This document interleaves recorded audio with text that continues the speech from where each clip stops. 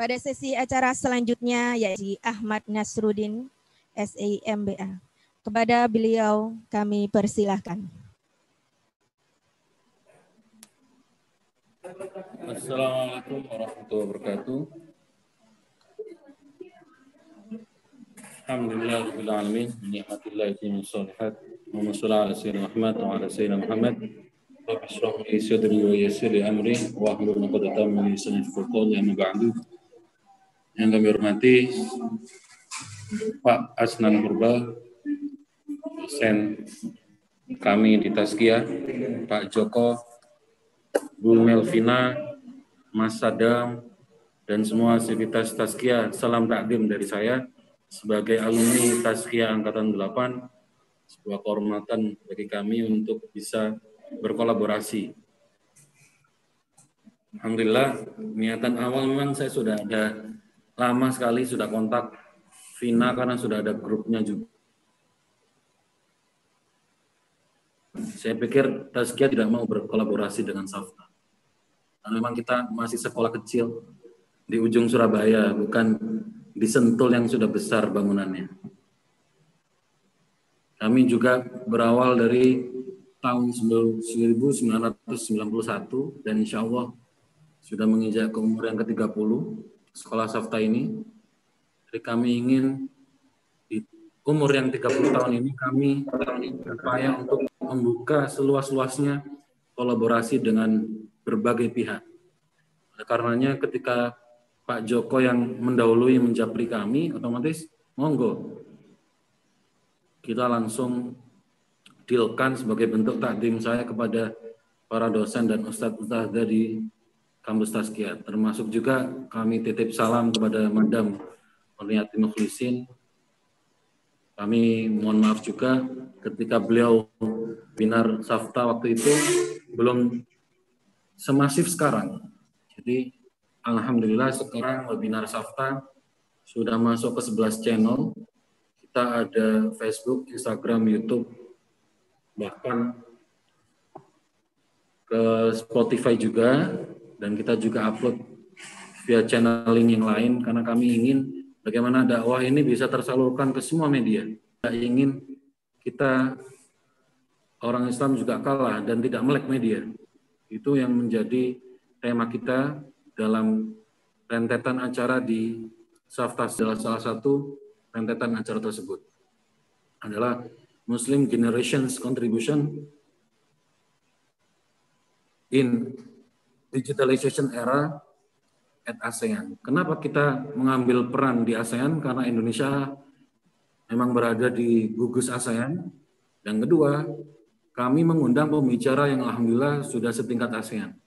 Beliau juga alumni Tazkiyah, menjabat sebagai Ketua MES Malaysia, dan beliau adalah senior saya yang insya Allah nanti minggu depan akan mengisi kawan-kawan dan siapapun yang ingin bergabung. Jadi kami sudah punya acara termasuk nanti ke depan kita ada seminar ekonomi syariah yang mana pembicaranya dari Timur Tengah, Bahrain, Malaysia, dan lain-lain. Jadi memang kami ingin berkontribusi. Sekolah Safta, SMP, SMA juga punya peran terhadap pengembangan ekonomi syariah. Makanya kami ingin segera MOU sebenarnya, segera mampir kepada Tazkiyah, tapi karena pandemi dan segala macam tantangannya ini, kami tidak bisa berangkat. Jadi kami mohon maaf kepada sivitas Tazkiyah. Sudah sering dijapri oleh kapan kesini, tapi memang kami tidak disupport dari pendanaan, jadi ya perangkatnya dewe-dewe, gitu kan. Jadi alhamdulillah sekarang kita bisa berkumpul via. Jadi tantangan memang di era pandemi ini kita tidak tetap jalan, termasuk kemarin juga alhamdulillah kami ikut dalam pembacaan doa dan pemakaman dosen kami Pak Muhammad Yazid, dan semoga kebaikan dan keberkahan dan ampunan selalu menyertai beliau. Amin. Almarhum Haji Al-Fatihah.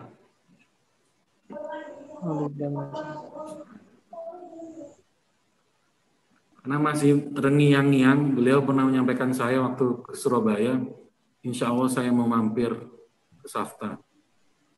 Jadi itu masih terngiang-ngiang sama saya. Semoga ini menjadi wasilah. Beliau tidak ada hutang sama saya. Tazkiyah sudah MOU dengan saya, insya Allah sudah nyambung dan insya Allah beliau aman di kuburnya. Jadi itu saja pembukaan, dan kami juga berharap anak-anak yang alhamdulillah kita juga menyampaikan acara ini kepada wali murid, kepada anak-anak yang kita wajibkan juga, yang hadir juga di aula Safta. Alhamdulillah sudah hadir sekitar 50 anak. Kebetulan via Zoom, insya Allah kita kondisikan 100 anak. Jadi 5 kelas dari SMA Safta, insya Allah akan hadir di sini. Kemudian kami juga mengundang wali murid, kemudian kita menyampaikan kepada Dinas Pendidikan Jawa Timur dan Surabaya untuk menggaungkan bisa berkontribusi terhadap pendidikan. Terutama kami ingin mereka itu tidak putus sekolah.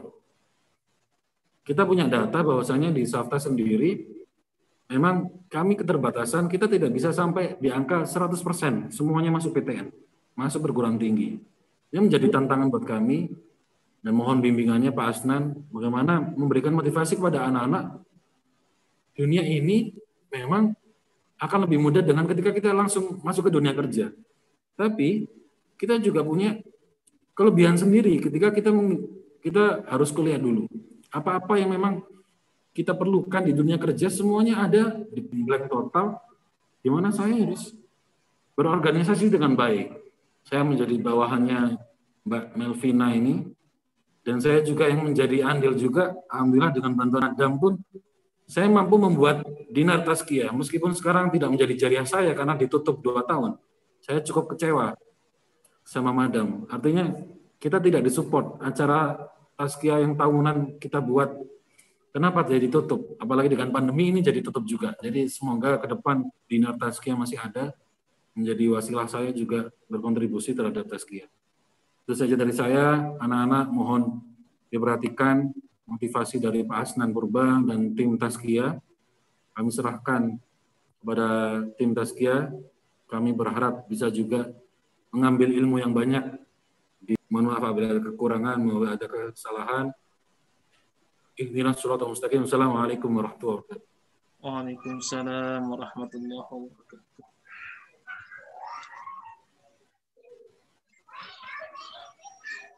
Safta pada hari ini, yaitu cara memilih perguruan tinggi favorit yang akan disampaikan Purba. Ini kami mengundang siswa-siswi dari Sekolah Islam Safta, terutama kelas 12, yang pastinya akan sangat bermanfaat sekali untuk anak-anak kami. Karena di bulan Januari, Februari nanti anak-anak kami akan melakukan pemilihan perguruan tinggi.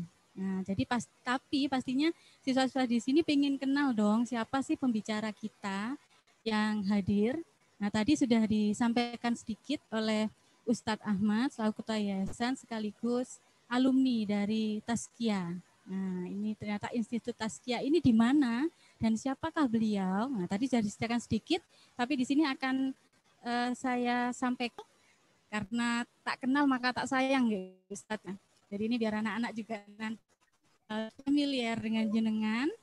Ustadz Asnan Purba, beliau ini seorang dosen, seorang dai, sekaligus praktisi pendidikan Islam. Wah, sudah tahu bayangannya ya. Nah, di sini Ustadz Asnan Purba ini dosen, dai dan praktisi pendidikan Islam. Wah, banyak sekali ya yang beliau lakukan. Nah, beliau ini adalah seorang KPS pendidikan ekonomi syariah di Tazkiyah. Dari Tazkiyah beliau adalah seorang KPS ya. Selain itu beliau juga bekerja sebagai instruktur Istiqlal. Nah, ini pernah menjadi kepala sekolah juga di MA Syahid, Ketua Umum Yayasan Brakata, kemudian pembina AGESI, Asosiasi Guru Ekonomi Syariah Indonesia. Wah, hebat sekali ya. Nah, pasti kalian terinspirasi nih. Harapan kami di sini kalian bisa terinspirasi dari segala prestasi yang sudah beliau raih, dan pastinya kalian nanti generasi penerus yang harus bisa warna tersendiri untuk remaja atau pelajar Indonesia nantinya. Ini ada beberapa penghargaan yang sudah beliau raih, yaitu jurusan IPS, lulusan terbaik. Siapa anak IPS yang di sini? Siapa anak IPS yang di sini? Dan beliau dari jurusan IPS dan beliau menjadi lulusan terbaik. Santri teladan dan juara umum Ponpes Modern Nurul Hakim. Bayangkan, santri teladan. Kalau istilahnya zaman sekarang sampai kelas 12 masih banyak anak-anak yang memang merasa kesulitan ketika memilih atau memilih PTN yang akan mereka datangi untuk melanjutkan pendidikan selanjutnya. Nah, untuk ini supaya nanti anak-anak kelihatannya sudah sangat penasaran sekali ini Ustaz, seperti apa materi kita hari ini. Karena itu langsung saja saya serahkan kepada jenengan, monggo sharing ilmunya. Terima kasih. Bismillahirrahmanirrahim. Saya tes dulu, suara saya kedengaran, Bu? Halo? Ya, sangat jelas, Ustaz. Baik. Ya, sangat jelas. Ya. Baik, bismillahirrahmanirrahim. Assalamualaikum warahmatullahi wabarakatuh. Warahmatullahi wabarakatuh. Adik-adik kami atau anak-anak kami sekalian, pingin rasanya saya menyapa dengan suara yang menggema, cuma karena kita jauh, kita semangat dulu ya. Kalau kita tanya apa kabar hari ini, kita jawab dengan biasa jawaban yang sering kita dengar kalau kita acara-acara. Alhamdulillah, luar biasa, Allahu Akbar. Kita jawab sama-sama ya. Apa kabar hari ini? Alhamdulillah. Allahu Akbar. Allahu Akbar. Alhamdulillahi wa kafa wa salatu wassalamu ala al-habibil mabuthil mustafa Muhammadin sallallahu alaihi wasallam wa huwa khairul huda wa ala alihi wa ashabihi wa man ihtada wa ba'd. Para ibu guru, bapak ibu guru, saya menjadi guru dari tahun 2006 sampai 2018. Ada perasaan yang sama sebagai guru, bagaimana guru selalu digugu dan ditiru jadi harapan anak-anak. Kadang-kadang anak mau cerita dari hal yang pribadi sampai menjodohkan gurunya pun anak-anak ikut biasanya. Saya 2006 itu digojolakin murid-murid itu.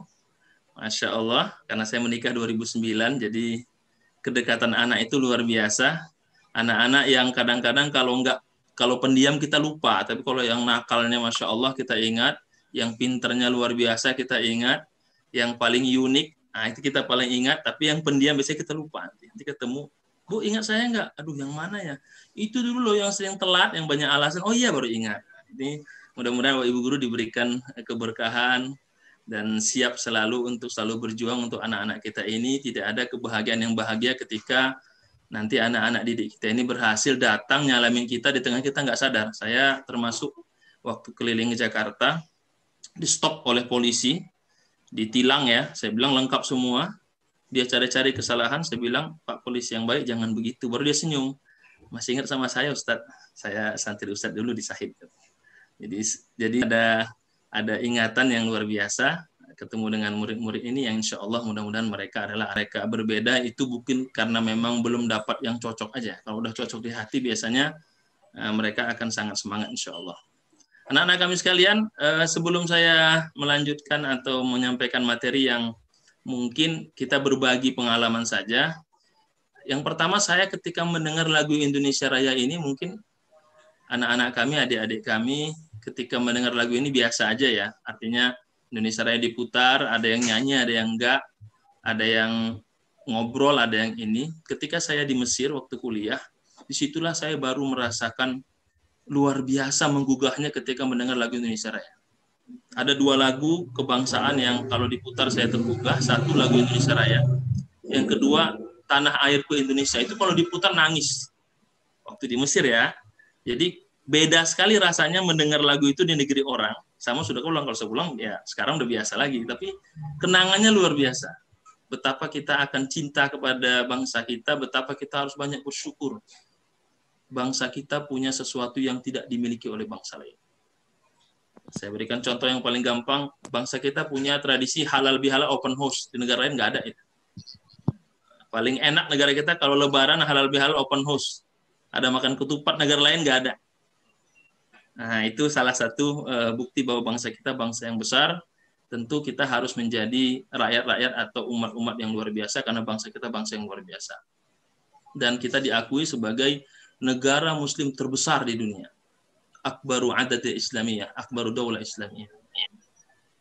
Baik, anak-anak kami sekalian, kita masih semangat insyaallah ya. Izinkan saya men-share materi.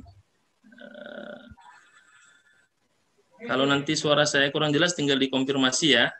Saya menyapa dulu, ada ini Ananda Arsa. Wah, yang pertama saya sapa dulu ya. Ananda Arsa ada bersama kita ya. 12 IPS, saya sapa dulu anak IPS ini. Bukan ingin memilah ya. Ada Ananda Arsa ya. 12 IPS. Iya. Saya siswa yang memilih jurusan, masa saya tahun 90-an milih itu dari kelas 10 ya. Dari kelas 2 baru mulai, kelas 10 belum, masih umum. Ketika semua mengisi dan semua teman-teman saya memilih IPA, saya sendiri langsung milih IPS. Padahal wali kelas saya bilang, kamu cocoknya di IPA. Nilai kamu luar biasa. Ke IPA, saya nggak mau, saya milih IPS. Kenapa? Karena sejak awal saya ingat pesan orang tua saya dan pesan wali kelas saya, Asnan, ingat memilih jurusan, memilih apa yang kau inginkan, pilihlah karena passion yang engkau inginkan. Itu saya ingat sampai sekarang. Ketika saya tamat SD, saya alhamdulillah dari SD itu 6 tahun juara kelas terus ya. Saya mendapat penghargaan di akhir sekolah itu. Kepala sekolahnya ingin mendaftarkan saya ke SMP 13 Medan, yang saya itu SMP paling terkenal. Semua orang bermimpi masuk ke situ. Tapi saya memilih masuk pesantren. Apa kata kepala sekolah itu? Kepala sekolah non-muslim ya. Karena di Sumatera Utara kan setengah-setengah itu muslim sama non-muslim. Mau jadi apa nanti pesantren kamu? Mau jadi ustadz ini? Enggak, saya mau belajar agama aja. Karena saya merasa kalau saya belajar agama nanti saya bisa mendoakan ayah saya dan menyolatkannya ketika meninggal. Alhamdulillah kemarin 30 November baru sebulan yang lalu saya pulang ke Medan, saya yang memandikan ayah saya, mengkafaninya, menyolatkannya dan mendoakannya. Dan itu kebahagiaan yang luar biasa. Saya masih diberikan kesempatan untuk pulang saya ke Medan dan berhasil memandikan ayah saya, bahkan menguburkan. Dan itu tercapai, dan itu kebahagiaan yang luar biasa.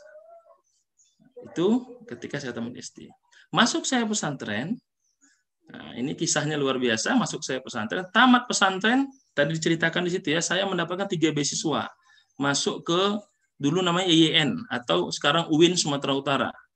Jurusan Hukum Islam, beasiswa, full sampai selesai. Kemudian masuk ke USU, Sumatera Utara, kalau di Jawa berarti ya negerinya ya, itu full juga beasiswa jurusan sosial politik. Tahun itu tahun 99, krisis moneter, ayah saya di PHK, keuangan sangat luar biasa jatuh, waktu itu ditawarkan, tapi saya lulus yang ketiga ke Al-Azhar beasiswa. 3 saya lulus, saya istikharah. Tanya ke orang tua, tanya ke paman, tanya ke guru, tanya ke wali kelas, tanya ke ustadz pesantren. Akhirnya saya memilih untuk mengambil beasiswa Al-Azhar dan saya berangkat tahun 99 pada saat krisis moneter, orang tua di PHK, nggak ada uang apapun yang di kantong, hanya uang $50. Saat itu $1 tahu sendiri kan? 20.000, sebanyak 99 sudah turun sekitar 10.000. $1 itu. Padahal sebelum krisis moneter itu $1 itu 2.300. Bayangkan naik ke 20.000. Saat itu ketika krisis moneter tahun 98 lalu berlanjut masih tahun 99 pada masa pemerintah Habibie, turun ke 7.000, naik lagi 10.000, turun lagi 8.000, ada segitulah kira-kira $1 saat itu, padahal $1 sebelum krisis moneter itu adalah 2.300, 2.200. Ini perjalanan yang saya ajak kita untuk berkisah, tadi ketua yayasan ya, ustaz kita yang telah menceritakan agar mereka tidak minder, karena ayah saya ketika di PHK dari pekerjaannya, dia mengambil pekerjaan tukang parkir. Bayangkan tukang parkir berapa biayanya, tapi saya nggak pernah malu. Kenapa? Karena ayah saya bekerja dengan halal. Ibu saya mengambil upahan, karena luar biasa ekonomi runtuh saat itu, sampai rumah hampir mau dijual, kita ngontrak. Tapi yang saya tanamkan apa? Saya yakin dengan pesan guru saya, wali kelas saya, dan ustadz saya, Asnan, Kalau engkau mampu dan Allah takdirkan, maka jalan apapun yang menghalangi pasti akan bisa kau lewati. Itu saya pegang betul. Bagaimana itu 3 hari menjelang hari H, saya nggak punya uang untuk buat paspor itu. 3 hari lagi, teman-teman saya sudah beli cover, beli pakaian. Saya buat paspor aja belum ada uangnya. Kan harus ada paspor itu. Apa yang saya lakukan 3 hari itu, saya ke masjid, sholat duha dari pagi sampai zuhur, saya itikaf di masjid. Putar dengan orang tua saya, di masjid saya itikaf, diputar ke seseorang yang waktu itu di kejaksaan dengan mimpi melalui wasiat ayahnya. Saya agak berapi-api menyampaikan supaya tadi saya mendengar kata ketua yayasan, jangan minder. Allah akan mendengar doa kita. Tapi harus yakin. Karena Rasul mengatakan, ud'ullah wa antum muqinuna bil ijabah. Mintalah kepada Allah. Karena logika akal manusia itu enggak sama dengan logika Allah. Wa'lamu anna Allah la yastajibu du'aan min qalbin ghafil lahin. Tidak akan Allah ijabah kalau doanya enggak serius. Kalau usahanya tidak maksimal. Kita tahu sejarah Rasulullah Shallallahu Alaihi Wasallam, sejarah Nabi Musa alaihissalam. Bagaimana Nabi Musa dikejar-kejar Fir'aun. Bagaimana Nabi Musa tidak punya pilihan ketika disampai di depan Laut Merah. Bisa nggak kira-kira malaikat Jibril ngomong, "Hai Nabi Musa, lo tenang aja, aman, insya Allah, Allah udah akan selamatin." Kan bisa. Wahai umatku, tenang, aman. Tapi Allah tidak beritahu. Tapi sampai berkeringat Nabi Musa sampai di depan laut, bingung mau kemana. Ya Allah, beri kami solusi. Maka turun wahyu, belahlah laut itu, maka mereka lewat Lautan Merah. Bagaimana Rasulullah mau perang Badar? Malamnya Rasul sujud, kata lama sekali dari sujud dia berdoa.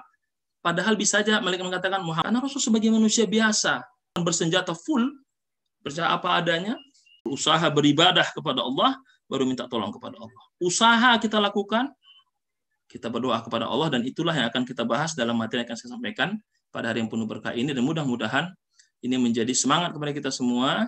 Kalau yang hanya dengan modal doa kepada Allah saja dan keyakinan Allah bisa mudahkan urusannya, apalagi yang diberikan rezeki karunia orang tua yang punya penghasilan, kamu yang punya dana yang cukup, apalagi itu lebih mudah. Karena yang tanpa modal pun dengan doa Allah bisa mudahkan, apalagi yang sudah cukup semua kesiapannya, insya Allah Allah akan lebih mudahkan lagi selama dia niatnya karena Allah Subhanahu Wa Taala. Nah, anak kami sekalian, ini beberapa poin. Kenapa orang akhirnya memilih kampus itu karena 5 hal. Pertama, akreditasi. Akreditasi ini maksudnya kampusnya ini terkenal apa enggak, kampusnya ini keren apa enggak, internasional apa tidak. Kalau kemana-mana orang bangga enggak. Nah, biasanya kampus-kampus begini, contohnya UI. Nah, kenapa masuk UI? Oh, keren dong, UI terkenal. Masuk ITB, iya dong, ITB terkenal gitu. Ada murid saya di Sahid tahun 2000, jangan dipaksain kalau nggak mampu. Enggak Ustaz, saya ingin masuk UI. Tes tahun pertama nggak lulus. Ikut lembaga bimbingan bimbel dulu kan bimbel ya. Tahun kedua nggak lulus, tahun ketiga saya bilang, mau lulus nggak? Mau Ustaz.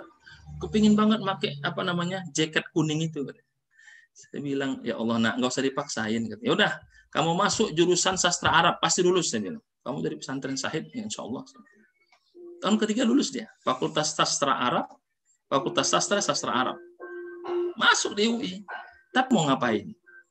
Itu tadi karena niat dia hanya ingin dapat gelar UI, keren, pakai jaket kuning, tapi bukan keinginannya, karena dia jagonya waktu itu di bidang IPA ya. Saya bilang kalau mau lulus masuk ke UI jurusan sastra Arab pasti lulus itu, karena saingannya nggak banyak. Nah, itu contoh karena dia mendapatkan info bahwa hanya dengan masuk kampus UI, contohnya ini hanya contoh, bukan berarti tidak baik, bahwa itulah segala-galanya. Sampai dia berkorban 2-3 tahun namanya nggak kuliah, hanya untuk masuk dapat duit, hanya untuk dapat the yellow jacket.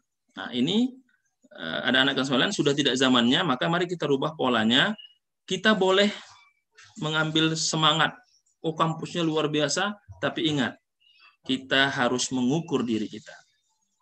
Nah, boleh kita menatap bintang di langit, tapi harus ingat kaki kita harus cecah ke bumi. Yang kedua, lokasi. Biasanya kenapa kuliah di sini dekat dari rumah, dekat rumah nenek, jadi enak nanti kalau pulang enak, kalau kuliah nanti pulang dekat, jadi nggak perlu ngekos, nggak perlu ini. Nah, ini juga jadi masalah.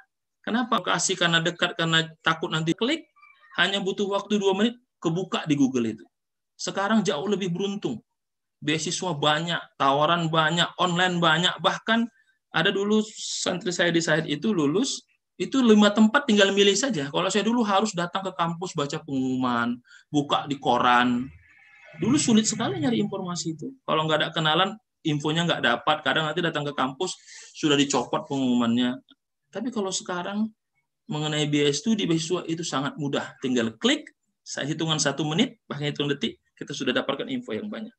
Yang keempat, lingkungan sosial. Ini yang perlu dipertimbangkan ketika kita memilih kampus, karena ternyata kampus itu selain mendidik pengetahuan dan akal kita, juga secara tidak langsung itu membentuk kepribadian kita. Kalau kita dapat lingkungan yang nggak benar, itulah yang terjadi nanti. Tadi kuliah nangkring, ulang-ulang nanti selesai kuliah, tapi ikut gaya temannya, hidupnya sampai nggak selesai-selesai, ikut gaya hidup teman ininya, nggak selesai-selesai. Akhirnya apa yang terjadi? Orang tuanya sudah bermimpi anaknya selesai kuliah, tapi anaknya ikut aliran yang terlarang, ikut gerakan yang nggak benar, bahkan na'udzubillah narkoba misalnya. Ini penting. Yang keempat ini menjadi patokan yang paling penting dari 1, 2, 3 sebelumnya. Lingkungan sosial itu sangat penting, dan tidak semua kampus itu bisa menawarkan lingkungan yang menjamin hubungan baik dan mendapatkan perhatian yang serius. Dan di tazkiyah nanti dijelaskan ya, dia punya lingkungan yang baik yang menawarkan pendidikan atau ruang yang Islam di kampusnya. Kemudian yang terakhir, kegiatan organisasinya. Ini juga penting karena ternyata itu tidak semuanya sesuai dengan bidangnya. Adi Ginanjar itu lulusan teknologi nuklir. Tanjung, si anak singkong, itu dokter gigi. Kita sudah masuk mahasiswa, info beasiswa itu banyak. Kalau kita dapat lingkungan sosial yang baik, kita bisa jadi anggota masjid kampus. Banyak kegiatan dakwah. 5 ini menjadi sangat dominan, tapi secara umum 5 inilah. Ya. Saya tidak katakan swasta negeri berbeda ya, sama saja. Saya kan lulus di IAIN Sumatera Utara, itu negeri. Lulus di USU. Terakhir tahun 2020 versi WB Matrik, itu USU itu masuk universitas 100 terbaik di Indonesia dan ke 1000 berapa di dunia. USU itu bukan sembarangan, karena dia kalau di kita di UI berarti ya, negeri ya, di Sumatera Utara itu. Artinya apa? Semua kita pasti bermimpi masuk negeri.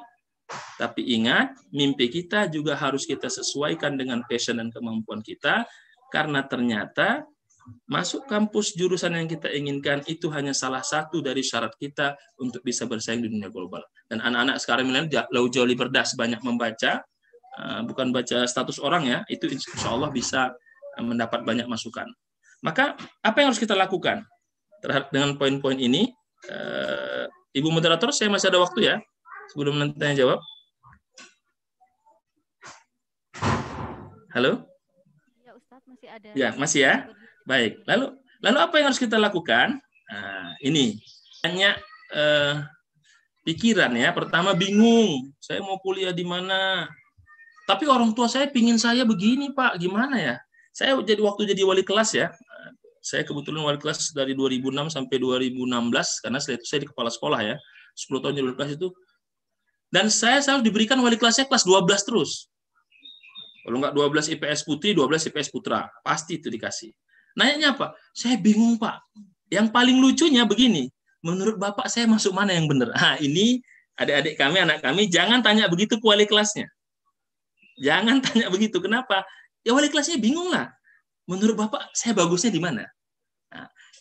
Anak-anak kami sebelum datang ke wali kelas, kamu baca dulu Google, baca-baca, baru nanya, Pak, saya punya pilihan di sini.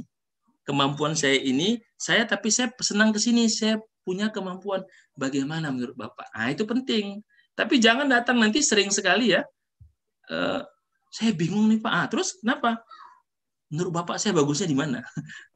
Itu kalau saya dulu di pesantren itu sama teman-teman yang Ustadz masih muda kan, yang datang nanti akhwat. Menurut Bapak sih gimana? Kamu jadi istri saya aja, istri soleha. Kadang dicandain begitu. Karena bingung kan saya jadi apa Pak menurut Bapak. Tapi ada anak kami coba lihat yang kamu suka, baru datang. Pak, saya ingin begini gimana? Baru nanti diarahkan, oh kamu cocoknya di sini ya. Sudah punya pilihan, jangan datang, menurut Bapak gimana ya? Terus masuk ini nulisin usaha Bapak saya kepingin saya menggantikan dirinya untuk nulisin usaha ini. Terus kata Bapak masuk ini supaya banyak bantuannya teman Bapak di sana. Nah, ini juga harus diajak bicara orang tua kita. Nah, anak milenial biasanya kan susah berkomunikasi dengan orang tua. Tapi coba minta ke wali kelasnya, minta ke gurunya untuk ngomong ke orang tua. Kalau kira-kira orang tua keinginannya tidak sesuai dengan kita. Minat ini penting. Saya senangnya di mana? Saya memang tidak kuat matematika, Pak, tapi saya senang banget dagang. Gimana caranya? Oh, jangan takut. Karena matematika kita nggak kuat atau enggak, itu bukan minat kita dulu. Karena kalau kita punya minat yang kuat, semangat yang kuat, maka kita akan berusaha untuk belajar. Nah, contoh aja, anak-anak kami kalau nggak sesuai dengan pilihannya, karena kemampuannya, nggak selesai kuliahnya, nggak tamat-tamat, susah nyari pasangannya kan? Kenapa nggak selesai-selesai, melamar kerja nggak ada ijazahnya? Apa yang terjadi? Akhirnya nggak selesai-selesai ya, calonnya pun nggak datang. Nah, maka target pertama ini niat, motivasi, tujuan itu kita renungkan saja. Perjuangan orang tua kita dari SD menyekolahkan kita, bagaimana kita dari kecil berusaha, dan kita lihat orang-orang sukses itu semua dengan perjuangan. Dan niatnya apa? Konsepnya iya karena berdua, iya karena nasta'in. Tidak ada orang yang tidak berkeringat bisa mendapatkan sukses. Semua harus berkeringat, semua harus berusaha. Maka niat, motivasi ini penting sekali dari awal. Maka saya kasih ilustrasi gambar tanya-tanya. Niatnya mau ngapain dulu? Motivasinya apa dulu? Tujuannya apa dulu? Kalau itu sudah bisa kita satukan, karena Allah Subhanahu Wa Taala, maka insya Allah apapun nanti cobaannya, dananya kurang, kemudian informasi sulit, kayak saya kemarin buat paspor susah, itu kita kembalikan karena Allah, maka Allah yang akan mempermudah semua. Ini anak-anak kami sekalian, perlu ini sebagai dasar awal, target pertama kita.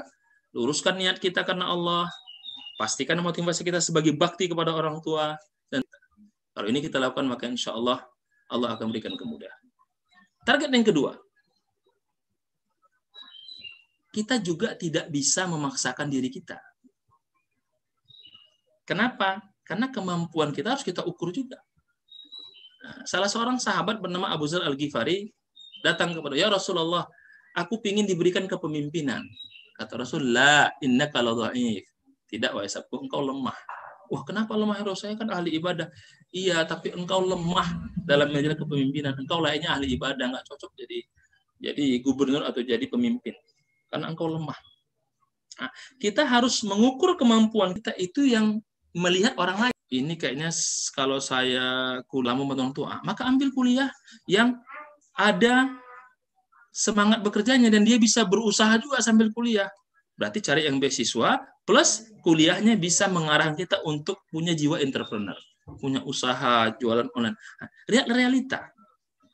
Karena kemampuan kita bagus pun, kalau kita tidak melihat realita keadaan, lihat kenyataan hidup kita, kita akan sulit. Nanti kita akan sulit bernegosiasi dan bertoleransi dengan keadaan. Akhirnya kita akan menyalahkan keadaan. Kenapalah aku dilahirkan miskin, ya Allah? Kenapalah aku hidupnya begini? Tidak melihat realita hidupnya dan tidak menyadari. Nah, tapi yang paling penting yang ketiga, keinginan. Ini menjadi motivasi di awal tadi. Kalau kemauannya kuat, kalau semangatnya kuat, kemampuan bisa diasah, realita bisa dilawan. Manusia yang baik itu menghadapi masalah, bukan lari dalam masalah. Muslim yang baik itu menghadapi kenyataan, bukan lari dari kenyataan. Maka target kedua ini, selain tadi niat yang kuat, kemampuan harus kita ukur, keadaan sekitar kita harus lihat, tapi yang paling penting keinginan kita yang kuat itu menjadi penentu untuk bisa menghadapi realita kemampuan. Lalu yang ketiga, ini yang paling penting, saya berharap selalu dikatakan beberapa motivator, ini yang harus anak-anak kami tanamkan. Apa yang pertama? Be the first. Saya melihat teman-teman saya masuk jurusan ini, masuk UI, masuk ITB. Saya ingin alumni Sabta yang pertama yang masuk Tazkiyah misalnya. Kenapa? Saya ingin mempelajari ekonomi syariah yang itu unik, yang lain tidak ada. Atau saya ingin masuk jurusan perminyakan. Di mana? Di kampus ITB, tapi jurusan perminyakan. Karena saya ingin menjadi orang yang pertama dari alumni Sabta ini yang menjadi alumni yang masuk jurusan perminyakan. Oh, saya ingin masuk ke jurusan desain grafis. Kayaknya itu belum ada nih. Kita harus menjadi orang yang pertama. Kenapa? Orang yang pertama itu akan dikenal. Makanya anak pertama sudah kalah dengan teman saya, kalah cepat. Terus mau yang terlihat, tapi saya unik. Saya bisa punya, kemana saya bagusnya ya, minta pendapat. Tapi jangan kayak tadi ya, kira-kira Pak saya bagusnya di mana? Jangan begitu. Kamu banyak pilihan baru. Pak, Ibu, tolong bantu saya senang sini gimana kira-kira masukannya. Istikharah apa? Memilih banyak pilihan ini. UIN, USU, atau Al-Azhar. Ya, saya ambil Azhar. Kata orang, ya pastilah nggak usah istikharah, ambil Al-Azhar aja. Tidak. Karena saya saat itu ragu. Karena kalau saya ke Al-Azhar, jauh dari rumah orang tua saya. Saya nggak bisa pulang kan? Dan qadarullah, 2 tahun saya di Mesir, ibu saya meninggal dunia. Dan saya nggak bisa pulang. 2001 ya. Ingat, lebih susah hidupnya dari saya. Saya digituin langsung puk, gak sedih. Akhirnya besok saya ujian dengan semangat. Dan teman saya itu sekarang dia sudah menjadi kepala kantor di Aceh, hakim agama. Saya masih ingat namanya, saya tidak sebut namanya, tapi dialah yang menyadarkan saya, jangan bersedih. Bapak saya jadi tuduh gam, ditangkap aja hilang, saya nggak sedih kok. Kamu sedih. Itu membuat saya, karena saat itu kalau bukan karena wasilah dia, mungkin saya ujiannya kemarin nggak lulus itu, dan saya mungkin nggak selesai. Itu tidak boleh nilainya rendah ya, harus menjaga nilai, harus stabil ya. Itu luar biasa. Dan saya yakin bahwa saat kita ikhlas luar biasa, Allah ijabah. Atau mungkin bukan doa kita ya, tapi doa teman kita, ya Allah semoga teman saya sukses, ya Allah tetangga kita, atau doa orang yang kita. Kekuatan doa ini penting, maka kita sebelum mengambil keputusan berdoalah kepada Allah, selain tadi konsultasi langit dan bumi, dan mintalah doa kepada orang-orang soleh dan kepada terbaik. Anak-anak kami sekalian, maka serahkan kepada Allah, itu sudah menjadi sebuah takdir, dan kita harus ridho, maka insya Allah, Allah akan mudahkan segala urusan kita. Anak-anak kami sekalian, saya ingin mengajak dengan berbagi kisah ini adalah untuk, mari sama-sama kita tentukan pilihan sejak awal, kita ambil keyakinan sejak awal, tapi jangan pernah mengambil sesuatu, ambil keputusan karena lihat orang banyak, tapi ambillah keputusan itu karena Allah Subhanahu wa taala, maka insya Allah Allah yang akan memudahkan segala pilihan kita. Demikian Ibu moderator, mohon maaf agak lama, yang bertanya boleh bertanya. Assalamualaikum warahmatullahi wabarakatuh. Waalaikumsalam warahmatullahi wabarakatuh. Wah, ini Salam. bahkan saya sedikit membayangkan Ustadz berjuang untuk bisa mendapatkan pendidikan lebih tinggi, ya. Dan ini pastinya menjadi sebuah hal dan cerita yang seharusnya bisa membuat anak-anak kami di sini menjadi lebih bersemangat lagi untuk melanjutkan pendidikan. Karena pastinya keadaan yang tadi Ustadz cerita menjadi pemikiran dari siswi kami tentang ekonomi, tentang kebingungan mereka dalam memilih PTN, PTS, ya, universitas mana. Bahkan mungkin sekarang wali kelas ini adalah orang terdekat mereka, wali kelas dan guru BK ini orang terdekat mereka, dan tidak jarang juga beberapa siswa itu kadang meminta bapak ibu guru untuk memilihkan jurusan buat mereka. Nah, seperti itu. Iya Bu, nanti sama. Saya curhat juga karena dulu wali kelasnya begitu. Pengalaman juga nggak Ustadz? Sebagai wali kelasnya. Nah, bahkan sampai orang tuanya mau cerai aja wali kelas suruh turun tangan kan untuk mendamaikan. Ya mudah-mudahan barokah ya wali kelas semuanya. Ya, jadi ini juga ternyata Ustadz juga berpengalaman sebagai wali kelas. Jadi pastinya kita juga pernah Ustadz menghadapi, mohon maaf, orang tua yang tidak terima.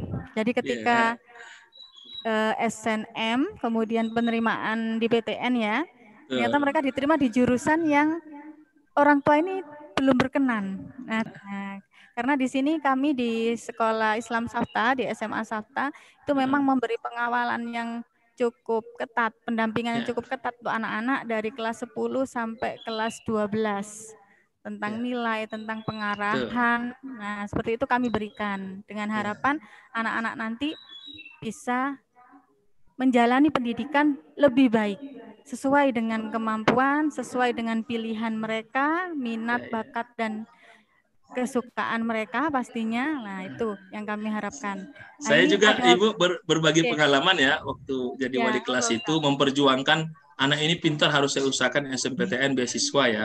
Segala cara kita ketemu orang tuanya, siapkan berkas, bahkan malam-malam, ayo Bu fotokopi ini. Iya Pak Ustadz, pokoknya waktu itu ada bantuan dari Singapura ya, zakat dari Singapura saat itu beasiswa full. Ayo Bu disiapkan. Itu kita sampai tengah malam kontak-kontakan ya. Ketika menerima itu orang tuanya menangis.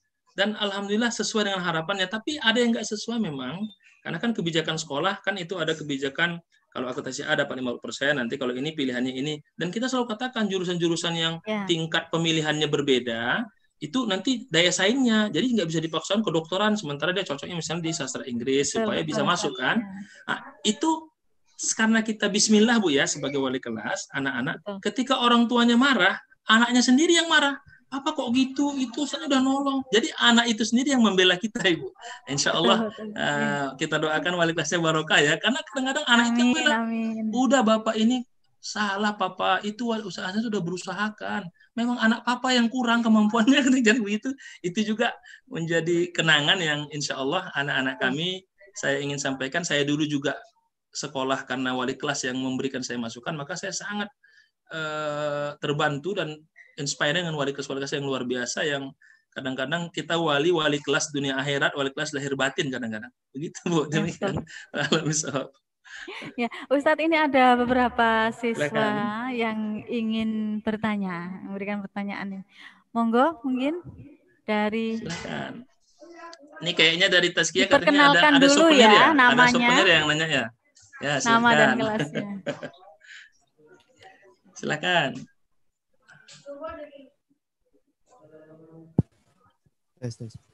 Assalamualaikum warahmatullahi wabarakatuh. Waalaikumsalam warahmatullahi wabarakatuh. Perkenalkan, nama saya Maulana Kurnianda dari kelas 12 IPA 2. Oh iya, baik. IPA ya, luar biasa IPA nih. Pilihan ini. Ayo, silakan. Izin bertanya, Pak. Ya. Apabila atau tidak, itu tergantung dengan kita ingin mengambil apa. Kan ekonomi itu ada pilihannya. Ada akuntansi, ada manajemen bisnis, ada pendidikan. Nah, kita mau apa dulu nih? Saya senangnya kehitung-hitungan, oh saya masuk ke akuntansi. Nanti kalau kamu sudah selesai, peluangnya akan menjadi akuntan zakat, akuntan profesional, menghitung uang. Bahkan nanti dipanggil sama Safda, kamu jadi bendahara di sekolah aja dah. Udah jago akuntannya kan begitu. Nah itu, jadi kemana kecenderungannya? Ekonomi itu luas. Ada akuntan, ada manajemen, ada pendidikan, mau jadi guru ekonominya, ada juga mau jadi mikro keuangan syariah. Kamu pilih dulu itu. Nah, kalau ditanya kemana peluangnya? Ekonomi syariah sekarang memang lagi diminati. Dan kebetulan kita Tazkiyah lagi presentasi ya, hampir beberapa bank yang saya kalau ngisi pengajian, itu rata-rata lulusan Tazkiyah. Saya ngisi pengajian di BNI Syariah. Nah, ketemu. Ada namanya Irfan Najamuddin, alumni Tazkiyah di BNI Syariah itu. Saya ngisi di Bank BSM, ketemu alumni Tazkiyah juga. Jadi kadang-kadang, di mana-mana kok ada. Nah, karena memang tadi itu selain kita kampus sudah punya kerjasama yang cukup dengan lembaga-lembaga itu, karena kita pelopornya. Kedua juga karena kualitas kamunya. Kalau kamu kualitasnya baik, maka kemanapun itu akan diterima. Maka sebelum memilih ekonomi syariah, pilih dulu di mana kamu yang kira-kira passionnya di mana, akuntannya kah, hitung-hitungnya, manajemennya, nanti baru kamu bisa menentukan setelah itu. Lembaga uangan syariah dari koperasi, dari bank, dari hotel bisnis syariah, itu mencari lulusan syariah, dan kalau sudah ikan Tazkiyah dia akan kenal, karena semua kita kerjasamanya ke sana semua. Nah, itu contohnya, saya berapa kali ngisi pengajian di Bank BNI Syariah, Bank Muamalat, BSM, kayak ngisi kajian sama alumni aja, ngulang lagi, Pak, kita pulang mata kuliah aja. Padahal itu adalah kadang-kadang semua begitu. Nah, ini salah satu kelebihannya. Dan kalau kamu ngambil akuntan misalnya, itu dipanggil sama Ibu Moderator, ayo, jadi keuangan yayasan. Gitu ya. Itu tergantung fashionnya. Jadi insya Allah besar sekali. Demikian ya, Maulana. Ya, Pak. Terima kasih atas jawabannya, Pak. Ya, terima kasih Maulana. Jazakallah. Ayo, yang akhwat silahkan. Ya. Waalaikumsalam.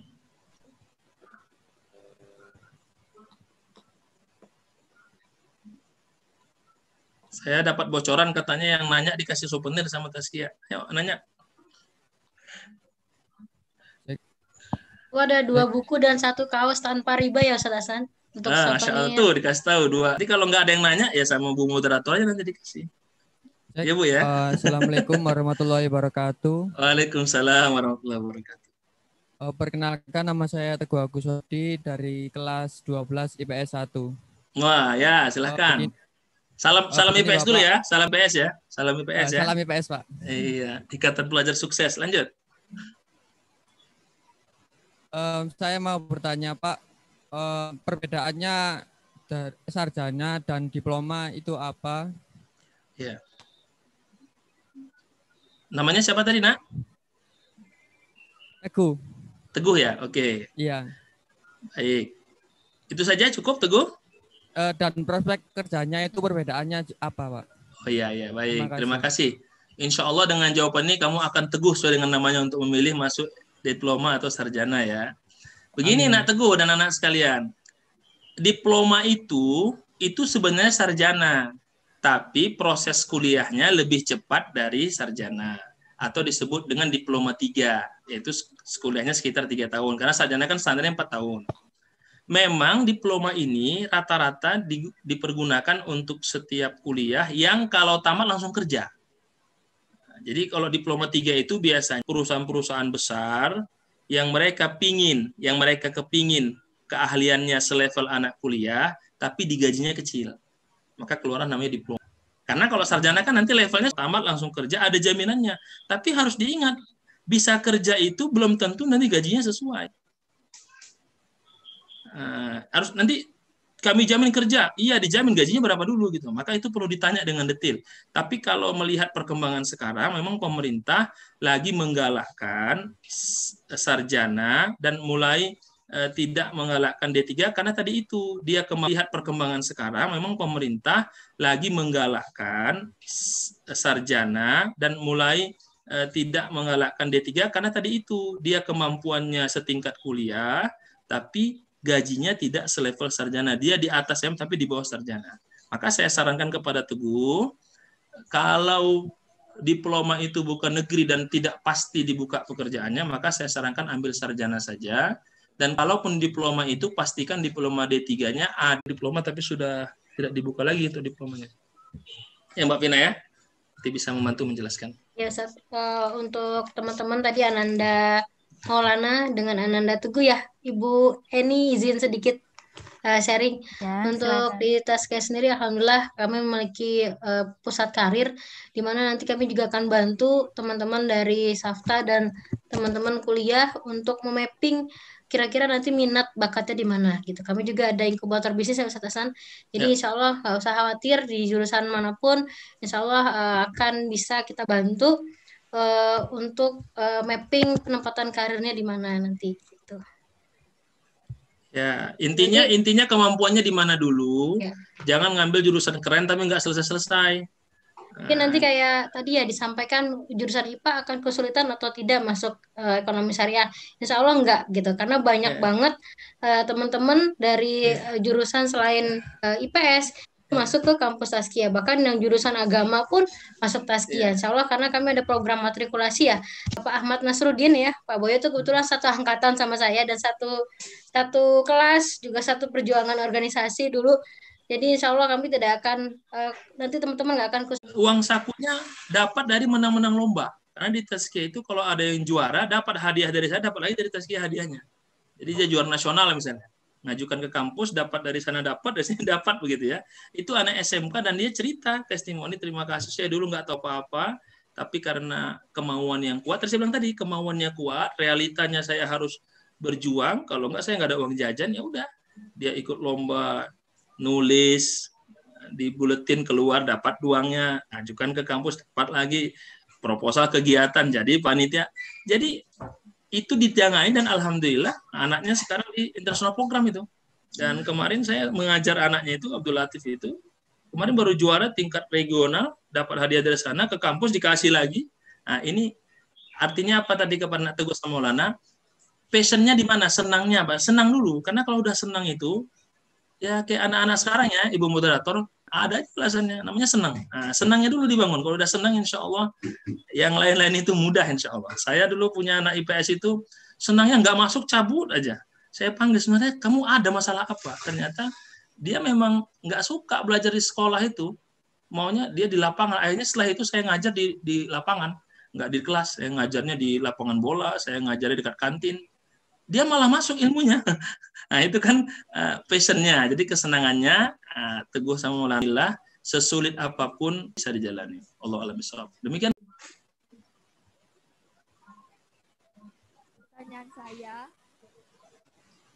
beasiswa apa saja yang disediakan di perguruan tinggi? Terima kasih. Ya. Namanya siapa, Nak? 400.000, kuliahnya gratis. Dan anaknya terakhir jadi presiden BEM. Namanya anak masa SBY dia jadi presiden BEM ITS dan presiden BEM se-Indonesia. Demo lagi kemana-mana itu ya, sering tampil ya. Itu dia punya uang saku. Terus yang kedua Ananda Safa namanya, dia juga lulus di ITB jurusan kimia, matematika, MIPA namanya, MIPA, beasiswa uang saku per bulan 700.000. Itu biasanya beasiswanya full dari Pemda, kemudian dari pemerintah bidik misi, atau dari Basnas. Coba nanti sekolahnya bisa konfirmasi ke Basnas. Di Tazkiyah itu juga ada beasiswa hafiz, tapi biasanya yang hafiz 30 juz. Kalau Ananda Elma hafiz 30 juz, itu juga ada uang saku full. Itu yang pertama. Yang kedua, ada beasiswa tanpa uang saku tapi seluruh uang kuliahnya gratis. Nah, ini juga menarik. Kenapa? Kita tinggal uang saku saja. Uang saku kan nggak banyak. Kalau kita aktif di kemahasiswaan, ikut kegiatan, ya udah dapat hidup dari situ. Saya dulu siswa hidupnya dari kegiatan aktivitas saja. Namanya mahasiswa aktivis namanya kan. Megang proposal, kegiatan, lain sebagainya.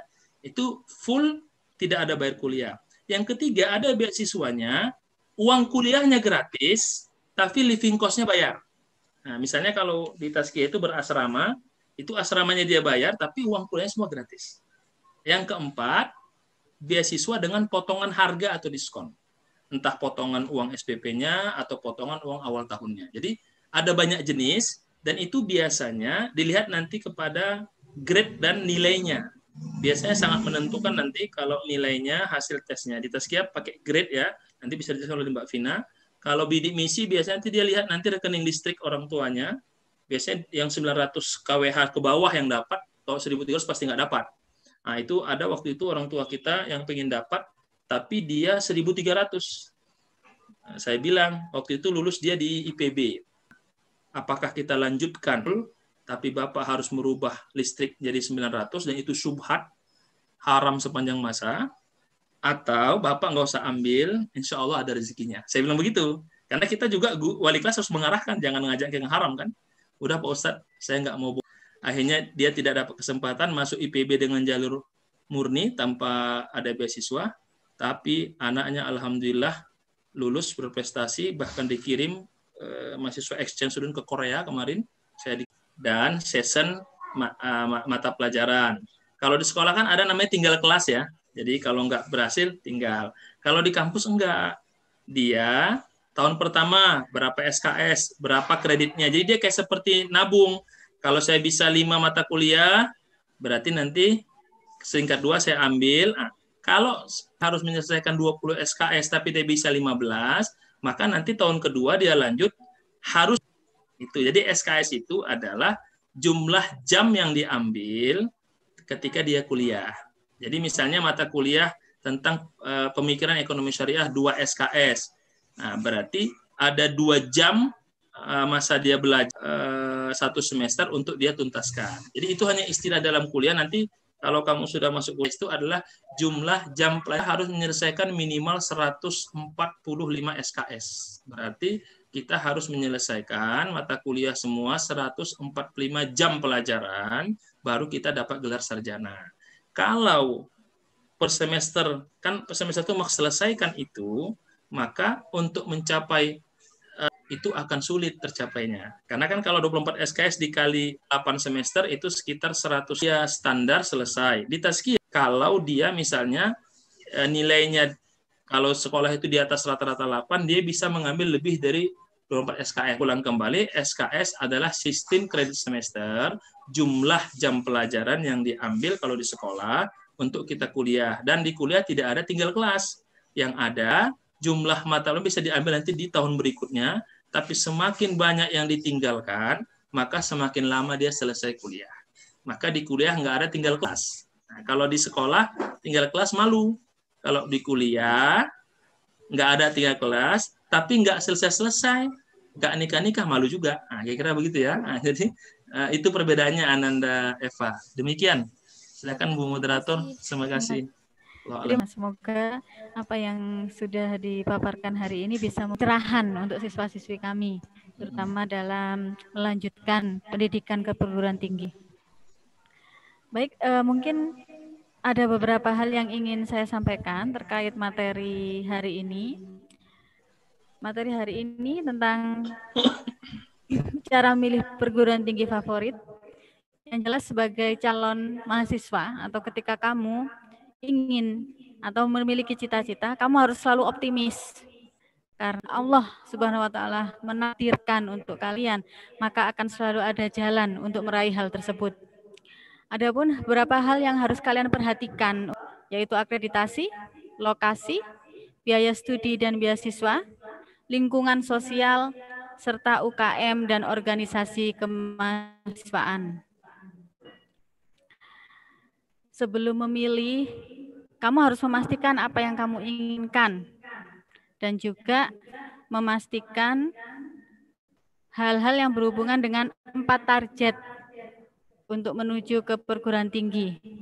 Niat, ya, niat, motivasi, tujuan, kemampuan, realita, dan kemampuan kamu. Kemudian kamu juga harus berkonsultasi, istikharah, dan doa.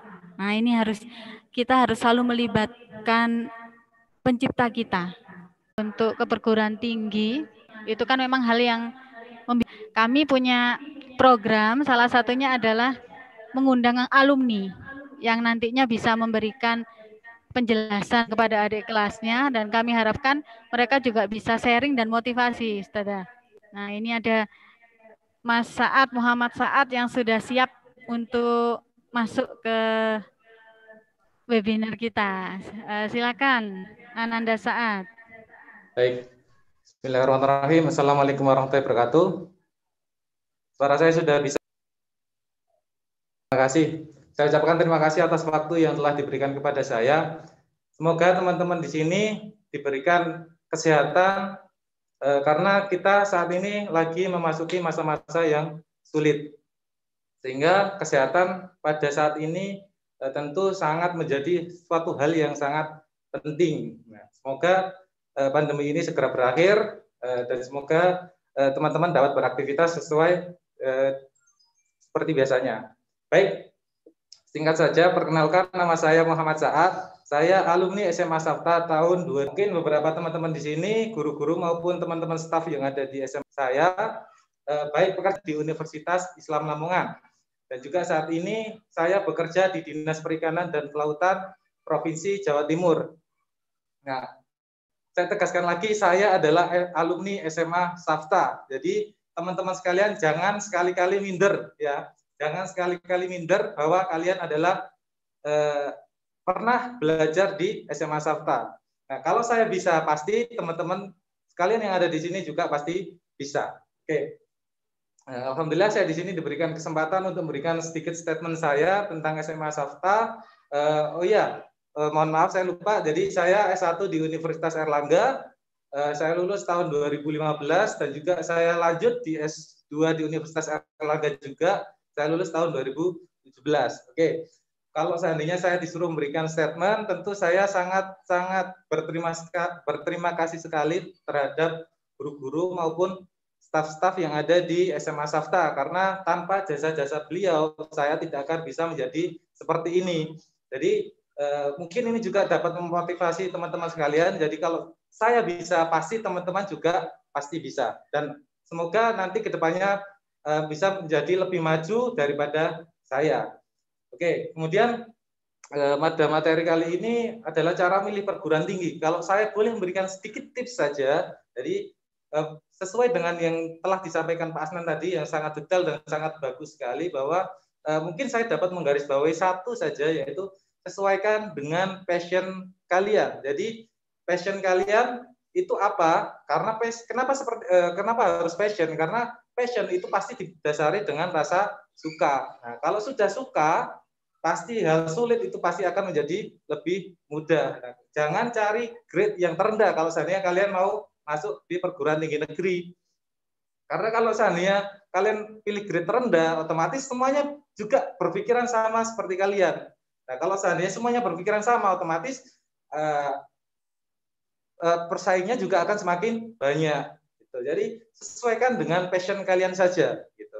Oke, mungkin terus juga saya ingin berpesan kepada guru-guru sekalian yang ada di SMA Safta, semoga tetap semangat dalam memberikan ilmu yang bermanfaat bagi teman-teman dan juga teman-teman sekalian. Bagi yang mau lulus ini, semoga tetap semangat, tetap belajar, dan semoga yang dicita-citakan dapat tercapai. Dan juga seandainya ingin masuk di perguruan tinggi, yang diinginkan juga dapat tercapai. Mungkin itu saja yang dapat saya sampaikan, kurang lebihnya saya mohon maaf. Assalamualaikum warahmatullahi wabarakatuh. Waalaikumsalam warahmatullahi wabarakatuh. Terima kasih Mas Saad atas sharing dan juga pengalaman ya, serta motivasi yang diberikan kepada semua adik-adik yang ada di sini. Nah, nanti salamnya akan saya sampaikan juga pada Bapak Ibu Guru tentang salam semoga selalu sehat ya, sabar dan semangat untuk mendidik anak-anak dan siswa-siswa kami di SMA Safta. Ya, terima kasih. Selanjutnya.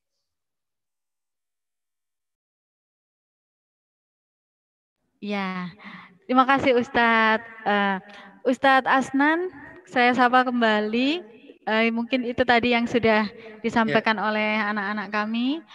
Tadi kalau tidak salah dari Tazkiyah ingin membagikan video untuk sharing video pada siswa-siswa kami supaya lebih tahu Institut Tazkiyah. Mungkin bisa di-sharing ke di-share screen. Bisa izin dijadikan di sini co-host? maksud kami. Ya? Dari Ibu? Dari Ibu Eni? Ya. Apa dari Tazkiyah? Punya saya aja dipindahkan, Bu. Saya kan tadi host. Jadi pindah saya nggak usah.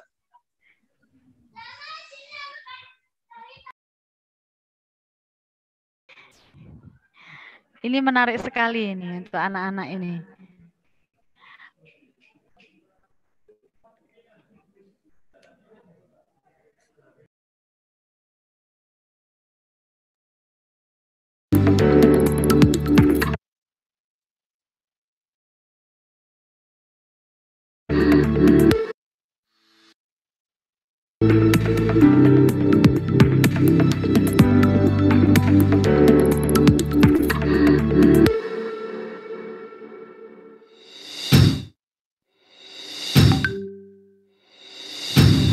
Jika ekonomi konvensional dapat mengubah suatu negara, maka ekonomi Islam dapat mengubah suatu peradaban.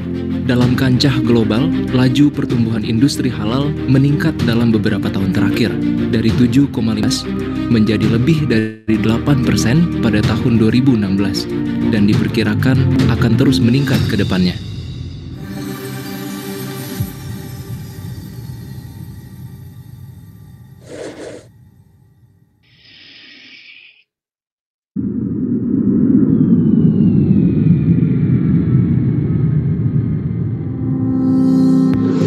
Kampus Institut Tazkiyah berupaya untuk mendidik dan menghasilkan generasi muslim yang memiliki kompetensi dan komitmen untuk berbisnis dan berkreasi dengan mempertahankan input Tazkiyah, yaitu kemurnian, proses kemurnian, dan hasil dari kemurnian.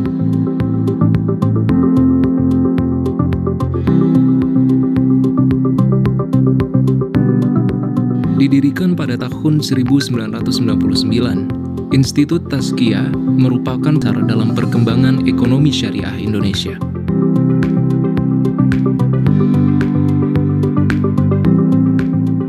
Yayasan Tazkiyah mendirikan Sekolah Tinggi Ekonomi Islam Tazkiyah yang mendapat ke-1. Assalamualaikum warahmatullahi wabarakatuh. Welcome to Tazkiyah Campus. I am Dr. Murati Mukhlisin, University College Bogor, Indonesia. We praise to Allah Subhanahu wa Ta'ala who has been pouring his blessings to Tazkiyah campus as what it is now. Alhamdulillah, at his age of 20 years, Tazkiyah has become the platform for young people to learn and share, who have come from different regions, to share their experiences, to share their learning style in grounding Islamic economics as the economy. So please join Tazkiyah as a platform that is ready to receive the mandate of the